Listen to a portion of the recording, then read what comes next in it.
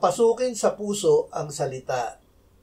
Ang salita ng Diyos ay katotohanan na naghihiwalay sa atin tangi para maging Kanya. Mapanghahawakan at maipapabuhay natin ang salita ng Diyos. Kapag ito ay ating naunawaan, ilagak natin ito sa ating puso.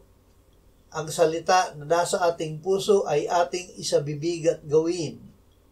Sa paggawa ng sinasabi ng salita, mararanasan natin na ang Diyos at ang Kanyang kapangyarihan ay nananahan sa atin at Siya ang gumagawa sa atin upang magawa natin ang Kanyang mga gawa.